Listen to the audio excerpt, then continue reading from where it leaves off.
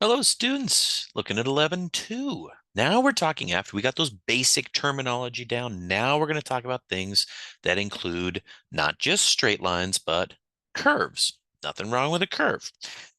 We talked about circles last time, but this doesn't have to be just a circular arc. They could be more than that. So let's view first off our Common Core components. So our Common Core component says by the grade 4, students will describe, analyze, compare, and classify two-dimensional shapes. Through building, drawing, and analyzing, they will deepen their understanding of the properties of two-dimensional objects and use them to solve problems involving symmetry. So again, we'll get to that word. We've already talked about symmetric when it comes to relations, the idea that if A goes to B, B has to go to A. Symmetry through these type of shapes is a little bit different, but is also quite similar, but it is a little tiny bit different. So what we're going to do is talk about some new terms. And so I'm going to go ahead and highlight some of those pieces here. So we're going to have 1, 2, 3, 4. So we have 5 new terms. And again, when we talk about a curve, the curve is any drawing where you start, do not raise the pencil from the paper, and do not retrace any part of the path except single points. So me crossing through here would be okay because I touched at a single point. If I was making a curve like this and came back and then swooped over on itself and then came back down here, that would not be okay because I have covered this region here multiple times. Okay, so that would not be considered a curve. So we have the idea of a curve now. We also have the idea of something that is simple, and we'll talk about what simple means. Simple is the idea that it does not cross itself. So let's look at these shapes. This shape clearly does not cross itself. Simple. This shape, even though it's made up of line segments, does not cross itself. Still a simple curve. Next, we have a curve that is still simple, does not cross itself, but finally is closed. And that means that the initial point and the ending point are the same. Okay, so simple and closed. A circle is an example of something that is simple and closed. This shape is closed, but now it is not simple because, as you can see, it crosses itself. This shape looks very geometrical, a lot of line segments. So this would be a simple closed curve. Same with this one, same with this one. Again, simple and closed. So now we got simple and closed. Now we break it down a little further. So if your shape is made of only line segments and it is simple and closed, we call it a polygon. So take a look. Line segments only, yes. Simple and closed, yes. We would call it a polygon. This one made up of only line segments, yes. It is closed, but it's not simple because it crosses itself, and therefore we would not consider this a polygon. You might be able to see 2 polygons drawn in here if you were to break them apart, but that still does not make the definition of a polygon. Simple and closed, made up of only line segments, polygon. Simple and closed, definitely, but this one has an arc at the top. And since it's got an arc, that is not a line segment. It cannot be a polygon. Okay. So we have simple or not simple. We have closed or not closed, polygon or not a polygon. And now the next two kind of tie together. Shapes can be convex or concave. Now let me zoom in a little bit to kind of demonstrate what I'm referring to here. I'm going to look at this little kind of snake looking one here. And so the idea is if you have a shape that is closed, that is critical, okay, it's going to be closed. I'm going to go with a smaller piece here. Then I can have points where when I connect the points, the line segment is entirely within the shape. Like here, entirely within the shape. But if you can find a point and another point. And when you draw the line between these 2 points, if that line goes outside the shape, right, then we have a different term for that. So I want you to take a look. From this, what you can see here, and I'll try to draw it for you, is you can see this indentation. If you see an indentation like this, like in a mountainside, you would call it a cave. Well, what we call this in the shape is when, because the line can go outside here, we call it concave. Okay. So let me zoom back to kind of illustrate this. This last piece is known as concave. That means it can go outside. Okay. Convex. Okay. So for a simple closed shape, it can be concave or convex. Convex means every line segment is contained within the shape. Every. So this one is neither convex nor concave because it's not simple. And once it crosses itself, you kind of lose some of that.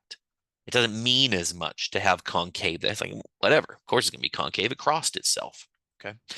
So down here, we take a look at this polygon. Again, it's a polygon because it's a simple closed curve made up entirely of line segments.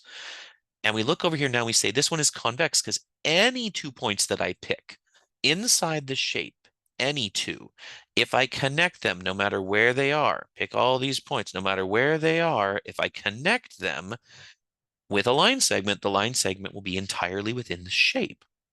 But this shape down here, which has a fancy title, sometimes known as a kite, if I connect these 2, that goes outside of the shape. And that's why that one is concave. Okay. Now the shape down here, you could say, wait, there's a problem. It's not a polygon. You're right, but it doesn't have to be a polygon to be concave or convex. It just has to be simple closed curve. So anytime something is a simple closed curve, we now can rate it as concave or convex. Okay, so a lot of those, the words I was just saying, that you can see they kind of tie together. Okay. So polygon is a simple closed curve with only segments as sides. A convex curve is simple and closed and has the property that the segment connecting any 2 points in the interior of the curve is wholly contained in the interior of the curve. Okay, that's the longer definition. So there you go. When we talk about a polygon, we're going to really get into polygons. Polygons are the essence of a lot of what we do. So a polygon has vertex points. That is where 2 sides come together, 2 of our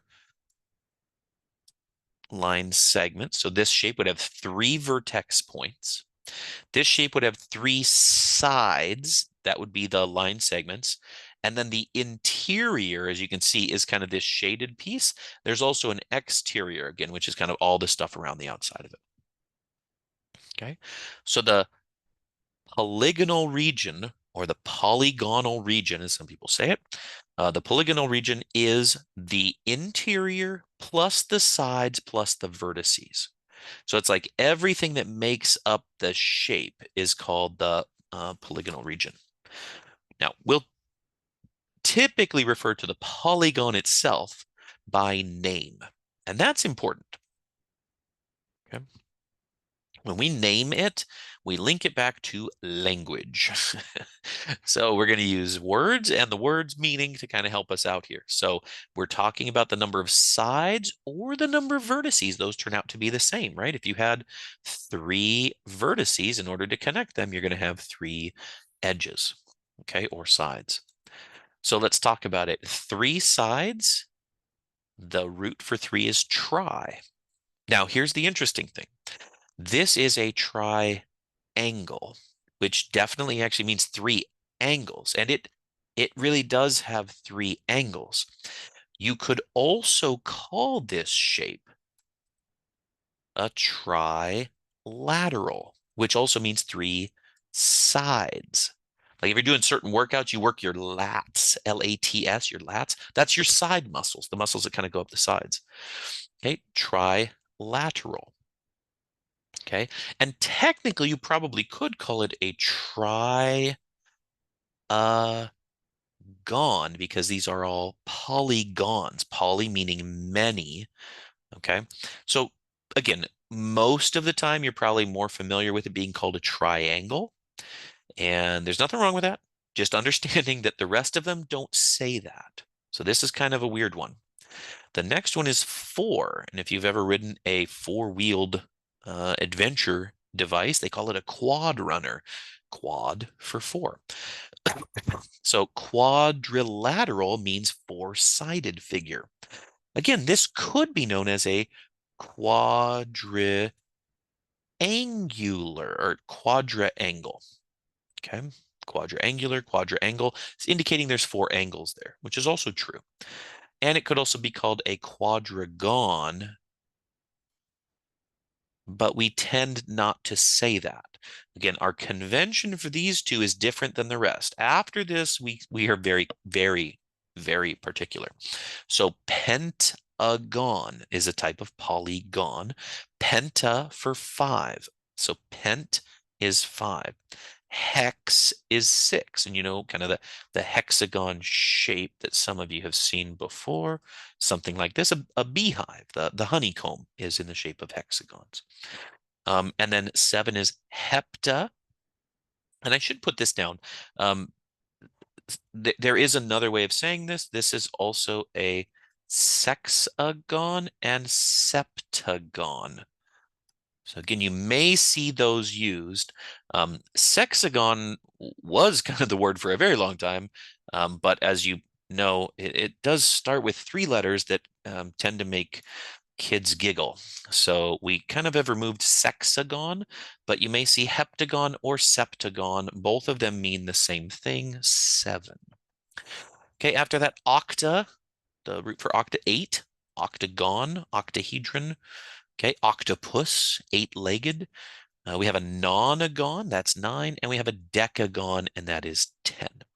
Okay, so this is kind of a little bit of the Latin behind how we do it. After that, honestly, I know they say hendecagon here, but that's no one uses that. They even have an asterisk next to it. The only other big one they use is a dodecagon. So do coming from the root of duo or two, and then deca for 10. So if you think about 10 and 2, you get 12. Okay. Are there more? Yes, there's other really fun ones, but for this class, we're not going to focus too much on crazy ones that you don't see very often. There is an icosagon. That's a 20-sided figure, but again, that just gets into kind of Latin naming. So what I need you to know is I need you to know 3 through 10 and 12. Those are the ones that we will reference most in this class. In general, if it's just a 12-sided figure, we could call it a 12-gon, n-gon, if we want. Okay. All right. So there we go. There goes that. All right. Next up is the idea of interior angle of a polygon. So picture this. If I made I'm going to build a, what did I just make? Five-sided figure. Okay. Sometimes I'll just keep drawing and see what it comes out to be. So here we go. So this angle that is formed would be known as an interior angle because the interior of the angle is the interior of the polygon. Okay. Now with that, there is another angle that we call an exterior angle. Now be careful because we already have the definition of a reflex angle. The reflex angle would go all the way around. That's not what we're talking about. An exterior angle is when you extend the line segment. See what I just did there? I extended that piece. And then I said, okay, it's this portion here is the exterior angle. So an interior and an exterior are supplementary. Okay. Now, when you think of them being supplementary, it just means they add up to 180 degrees, but that helps you to remember they better be on a straight line. Don't just think it's this, woohoo, it's this whole big one over here. It's not that. Okay. All right, so let me erase some of my crazy drawings over there. So we have interior angle, exterior angle. We also have, if we connect, now this is kind of definition wise, we know that a side of my polygon is between two adjacent vertices. See how these are right next to each other? That's a side. Next one, this is a side. But I could create line segments that don't go between those, and those would be known as a diagonal. So this would here be a diagonal. It goes between two vertex points. They just can't be right next to each other. So the official definition would be any line segment connecting non-consecutive vertices is called a diagonal. So this purple one here is a diagonal, and from that same segment, I get another purple one over here. This is also a diagonal. And maybe you can kind of come over here and say, well, wait, are there more? Well, let's see here. I could go from a different one. I could go from maybe up here. And I could say, yeah, there's a diagonal here. And I've got this one that I've already drawn. So that's fine, right? And let's see, maybe is there another one that I might have? Maybe I can come over here and say, oh, yeah, there's one right here. That looks good. And there's one going up here. That looks good. So it looks like I have 1, 2, 3, 4. So I have 5 diagonals in this pentagon. Okay. But in a triangle, because a triangle has 3 vertices, every one of the vertices is consecutive. So there would be no diagonals in a triangle. Okay. In a quadrilateral like this, you could see there'd be one diagonal here and one diagonal right there. So that would be 2 diagonals. So 0 here, 2 when there's 4, 5 when there's 5. I bet there is a connection somewhere that'll show up in the homework. Ding, ding, ding, ding, ding. All right, let's take a look. I mentioned this in section 11.1, and we're going to get into kind of the symbols that we use. But I mentioned before that we have shapes, and shapes are dealt with a line segment over the top. So this would be like the line segment, and this would be 2 different line segments. Now, if the shapes are congruent, like line segments, it means I could take one and through some type of rotating or moving it, I could set it right on top of the other and it would be identical if I did that. If that's the case, we call them congruent. In the case of line segments, what that means is that the length of the line segment must be equal, because that's how you'd be able to sit it right on top. Okay. So again, remember, equal signs are with numbers. Congruent is between shapes. The shape could be an angle. So we could have 2 angles that are congruent, and they show that here. You can see they've listed one angle and said it is congruent to another angle. That is great. What does that mean? It means that the angles have the same measure. So notice underneath, you'll see they use an equal sign, but they use it with the measure symbol. So you say the measure of angle XYZ is equal, because it's a number, to the measure of angle RQP. Right? All right. 2 figures are congruent if they have the same size and shape. So that is what we're looking for congruent. Now, if we have congruent sides, then we could create what are known as regular polygons. Now, this is a very, very kind of a cool area for me anyway. I love this area. So regular polygons have to have interior angles that are all exactly the same. The shape I drew earlier was not regular. Some of those angles were not exactly the same. So regular means equiangular, all the angles are the same, and equilateral, all the sides are the same. And we need both of those to make what's known as a regular polygon. Let me give you an example. So here, if I built something like this, right? And I said, okay, here we go. That's about as good as I can do. And I did use the drawing tool for that. I didn't try to do it myself. And I say, okay, all of these angles are right angles. This shape is equiangular or equiangular. It means all the angles are the same. They're all 90 degrees. Is that making it regular? And I would have to say, no, I'm sorry. These sides are the same length as those sides, but the top and the bottom are not the same as the other two, which means it's equiangular, but not equilateral. So it is not regular. Okay. Regular means all of those have to be the same.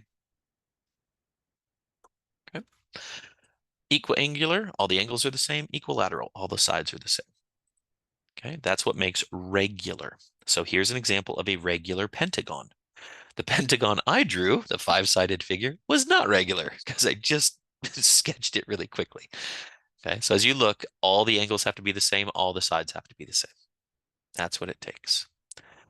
All right, so now we're going to talk more about triangles and quadrilaterals because those are the shapes that we most often encounter. And so when we have shapes, well, we've already talked about an acute angle, but what we're going to talk now is if every angle is acute, all the angles are acute, then it becomes what we know as an acute triangle. If one of the angles is a right angle, then we call it a right triangle. And if one of the angles is obtuse, then we call it an obtuse triangle. Those are all terms related to angles. Next up would be terms related to sides. Okay, angles are one thing, sides are the other. So if none of the sides is congruent, we call it scalene. So just understand, you could have a scalene acute triangle. You could have a scalene right triangle. You could have a scalene obtuse triangle. All of those are possible, okay? And that also, I mean, it brings up kind of what also is on this page here. When you look at it, they're going to ask you, can you make a polygon that is equiangular but not equilateral? Can you make one that's equilateral but not equiangular? So again, you can make these shapes. And again, they're relating the difference. Just because I say something is true for angles does not make it true for sides. Okay. Here's more definitions. So when we start talking about a triangle, now this one is maybe different for some of you, but this one is an inclusive definition. So notice a triangle with at least two congruent sides is an isosceles triangle. And if all three are congruent, we call it equilateral. Again, that makes sense. Equal laterals, equal sides. Okay. So what that means is if at least two are congruent, it is isosceles. So this triangle we have right here, at least two of them are congruent. So this one is isosceles. And it's also equilateral. So every triangle that's equilateral is isosceles, but you can have an isosceles triangle that's not equilateral. So it's a one-directional statement. Rest of the terminology on here, you may have seen a lot of these before. We just want to make sure we're on the same page in terms of what is our definition.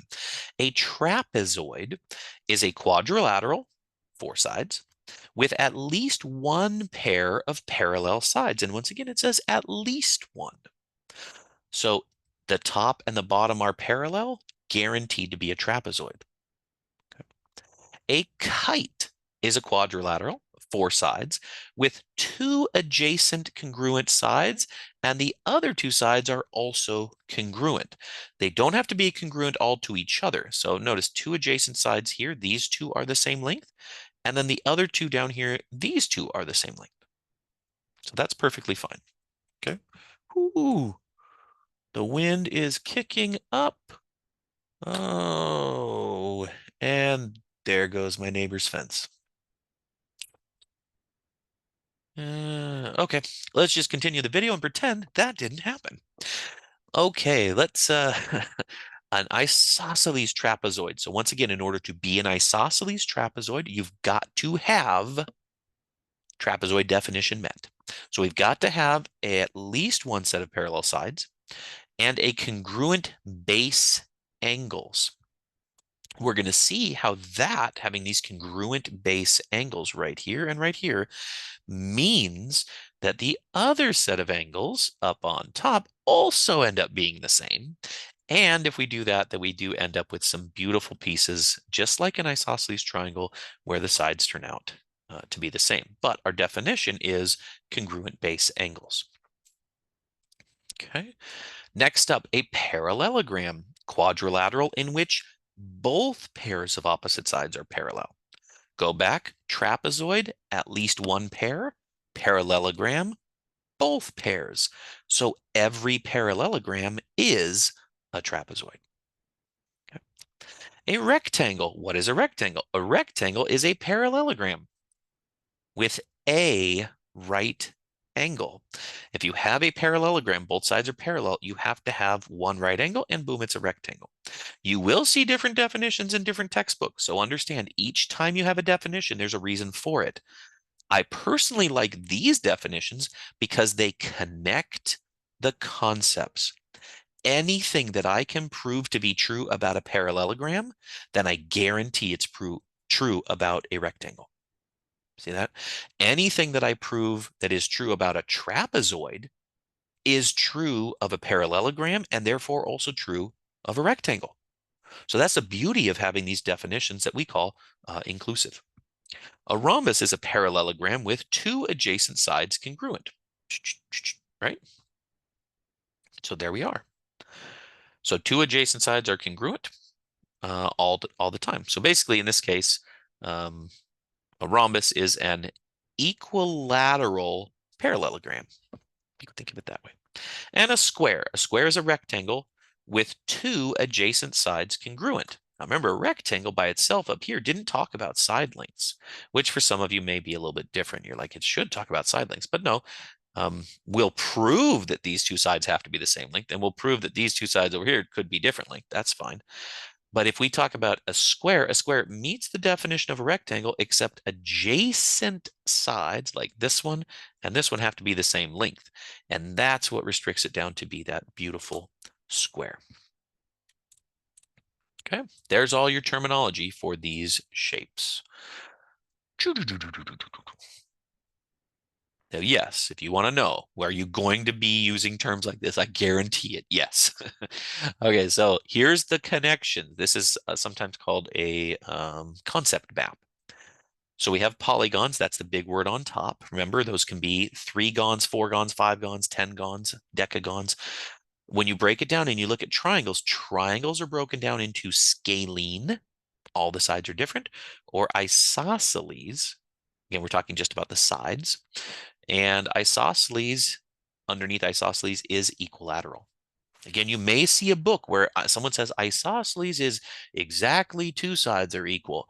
And the reason why you don't want to use a definition like that is that anything you prove for an isosceles triangle, you have to then prove again for an equilateral. Like, why would I need to? I don't need to, because it meets that definition. So it's better to have a broad definition that encompasses more. Here's quadrilaterals at the top. You'll see those broken down into trapezoids and kites. Remember, trapezoid is one set of parallel. Kite has two sets of congruent, but there could be more than that, which is why every rhombus is a kite. And then where do these connect? So a rectangle that is a rhombus intersects at a square. Okay. Parallelograms, though, a rhombus is a parallelogram and also a rectangle is a parallelogram. Isosceles trapezoid is a type of trapezoid. It doesn't have to be exactly the same, but guess what? A rectangle is an isosceles trapezoid. And because of that, if you flow up, a rectangle is an isosceles trapezoid, which makes it a trapezoid. A square is a rectangle, which is a parallelogram, which is a trapezoid. So again, all of these pieces hold true, which makes it, for at least in my mind, some really good connections. Next up, grade 4, Common Core. You have to recognize lines of symmetry. So when we look at something that is symmetric, right, then using a line like this, you could fold the shape over and get the exact same shape. This is called a line of symmetry. So if you take a line and you draw it and it folds and it can lay right on top of itself, line of symmetry. That's not the only type of symmetry. It's one type of symmetry. Okay. And what is this? This is grade 5. Again, looking at something very similar to what we were doing, looking at the relationship between terms. And here is line symmetry for these students. Line symmetry is the one with just that, make a line and make a fold.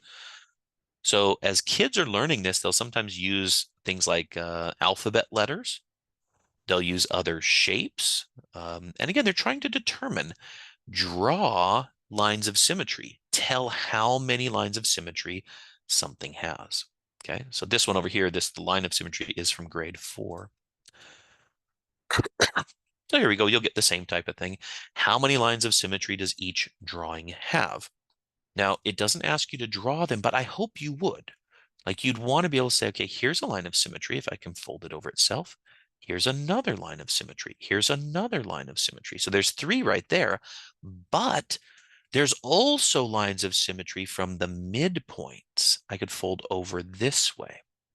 And that means each one that goes through the midpoints would also be a line of symmetry. So that's why you get 6 for a hexagon. Okay, for A, where would I have a symmetry line? You could say, oh, I think it's right here. No, because if I fold it over, there's nothing there. I'd have to have the A shape, and I don't have it. So we want to be clear when we make our line of symmetry, it has to be exactly the same, like a mirror image.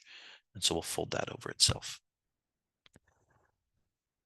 Okay, so again, lines of symmetry are one type of symmetry. The other type of symmetry is known as a rotational symmetry, sometimes called a turn symmetry. So remember, if you put a kind of a point in the middle, like we did here, like O, and you turn it 360 degrees and you just twist it, right? It's going to lay right back where it was. So everything has that one. Everything has like a 360-degree symmetry. But you might have different symmetries. For this triangle, if I rotate it 120 degrees, it has now shifted and is now sitting covering the same exact space, but the vertices have changed. Okay. And remember, counterclockwise, we call them positive. So this turn that someone just did right here, if we can look at this turn right here, we would say is positive 120 degrees. Okay, so we call those positive. If you do it clockwise, we would actually call that negative. This would be negative 120 degrees.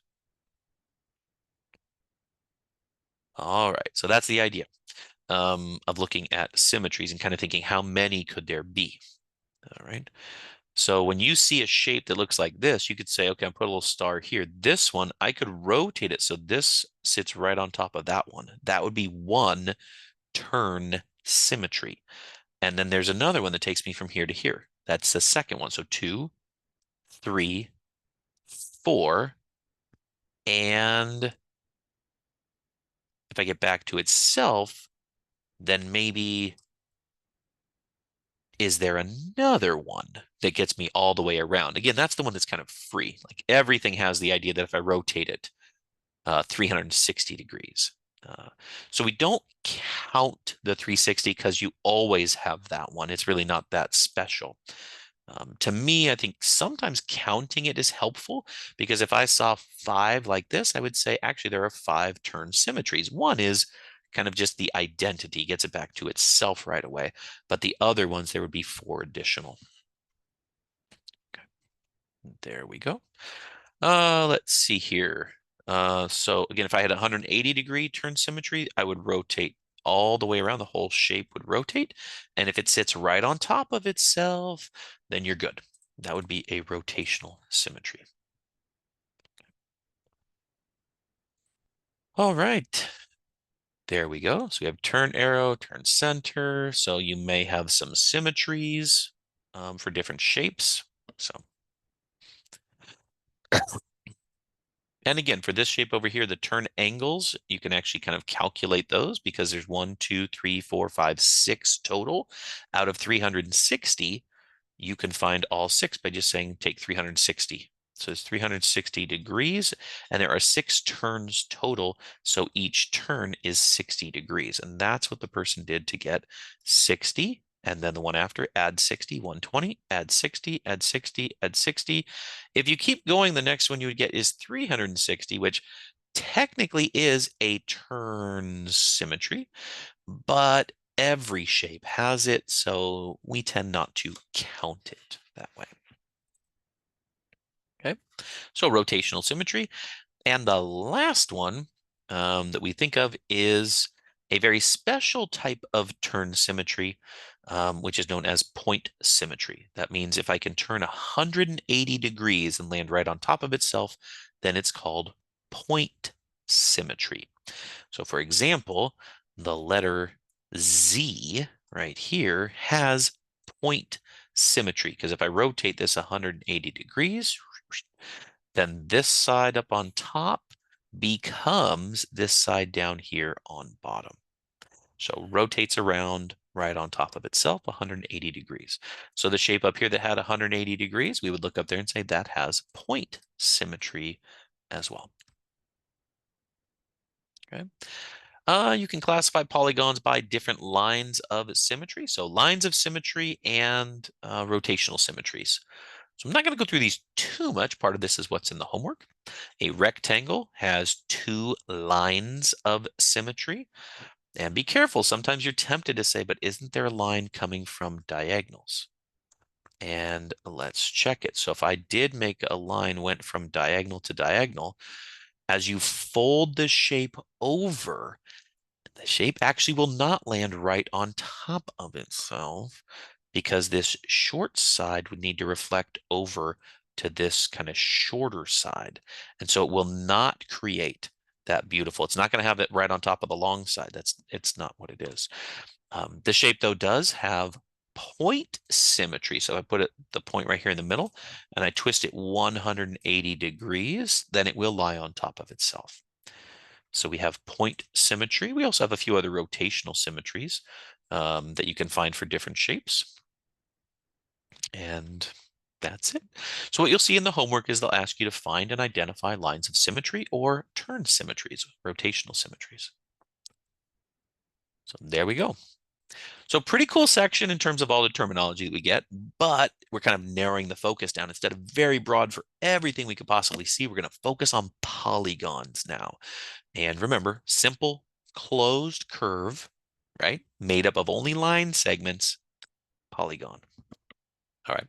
That does it for now. Hope you have a great day. Off you go.